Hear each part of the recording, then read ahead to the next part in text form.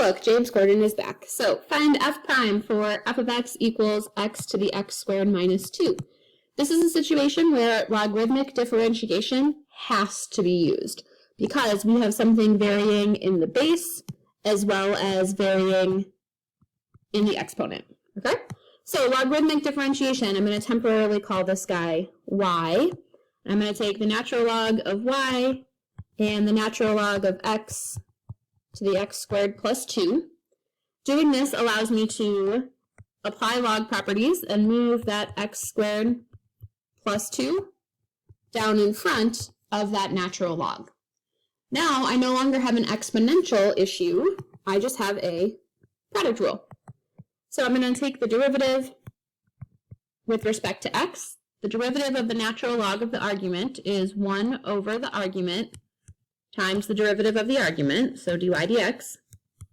This one, I'm going to do the first times the derivative of the second plus the second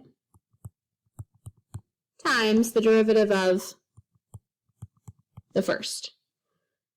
Last thing then is to multiply both sides by y. And remember, we multiply the whole side, so we got to keep parentheses around there.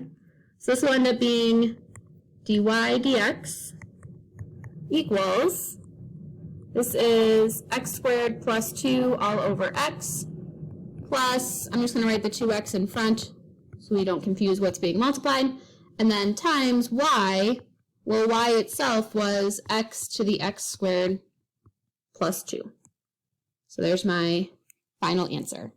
And again, this one, unlike the previous problem where you had the option of doing a mess of calculus instead of logarithms, this one you have to introduce logarithms. All right, find the average value of g of x equals e to the 2x on the interval from 1 to 3. So this is a situation, if you remember when we started Unit 7, I mentioned we don't really have new calculus to learn in terms of concepts, we just have new skills. And that's true here. So the average value is something we haven't done in a while, but we have done this. Average value formula is 1 over b minus a, the integral from a to b of f of x dx is equal to that magic value, the height of the magic rectangle, right? C is the input that creates that output. C is the thing guaranteed by the mean value theorem for integrals. It's all there. All right, so find the average value of g of x on the interval from 1 to 3. Well, I'm just going to use this formula, 1 over 3 minus 1, the integral from 1 to 3 of g of x. And I'm just going to do this integral, right? I've set up the whole thing to find the average value. Well, this is really the same thing then as 1/2 the integral from 1 to 3 of e to the 2x dx. If I gave you this integral and I just said, hey, find the antiderivative and evaluate from 1 to 3, first thing you would check is, does the expression in the exponent perfectly match the variable of integration? It does not, so I'm going to do a little u sub. U equals 2x, du equals 2 dx. So when I go through and I sub in, this 1/2 is just hanging out. This integral sign is still there. The e is still there. 2x becomes u. dx becomes 1/2 of du. And then there's a couple options here. I can do this and then go back to x's at the end. Or, if you remember from integrals, I can change these as well. Well, u is supposed to be 2 times your x value. 1 is the x value, so u is 2 times 1, which is 2. Here, 2 times 3 is 6. So I can just do this integral instead, which will end up being 1/4. E to the u, there's no plus c. Instead, we evaluate between 6 and 2. So this is 1/4 e to the 6th minus 1/4 e squared. And that would be your final answer. If this part was stressful to you, the 2 and the 6, let's just ignore it for now. Pretend like they weren't there. You would just do this integral. You would get 1/4 e to the u, which you would then replace your u with 2x and evaluate from 1 to 3.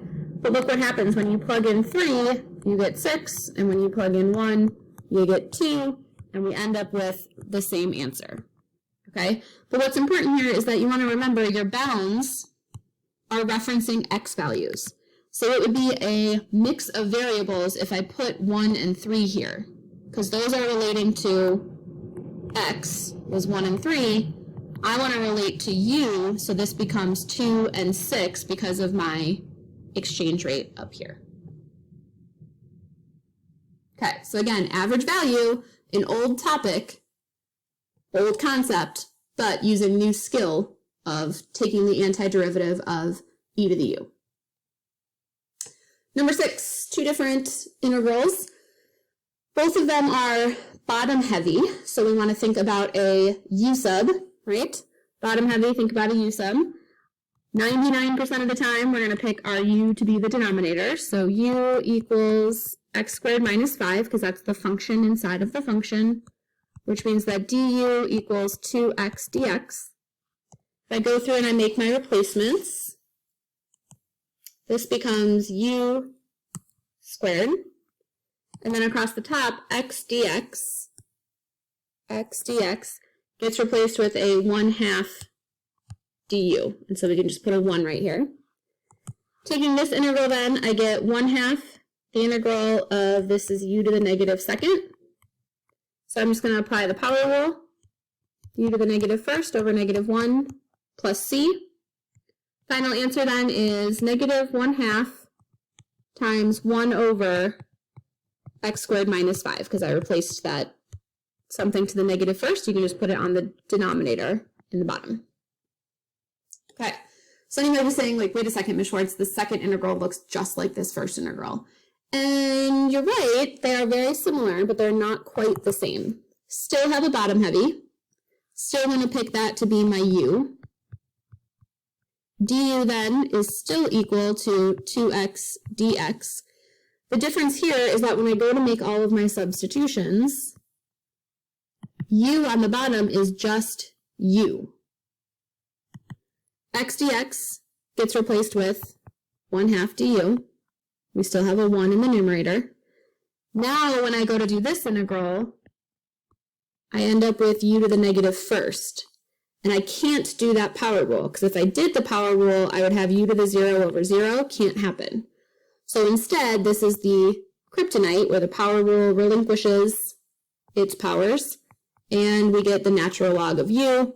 Go back, replace your u with x squared minus 5. All right. Other things to study, a variety of integrals. Dividing, right? When do you divide? You divide when things are top heavy or even heavy. How do you deal with u subs? You want to think about a function that's within a function is going to be what your u is equal to. All of those trig integrals that are on that chart. And how do you deal with e to the u? Derivatives of natural log and e to the u, derivatives of inverses, which is buddy points. Remember, g prime of x equals 1 over f prime of y, assuming that g and f are inverses of each other. Equation of a tangent line, we haven't seen in a while. Y minus y equals the slope at x minus that. So if this was in point A, f of A, this would be the derivative at A, not just the derivative everywhere, the derivative at A. Plus everything we've covered. May 5th was a previous date. Our AP test in 2021 will be May 24th. If you're watching this video in later years, sorry, your date is different than May 24th. Okay, that's it. Keep studying. Bye.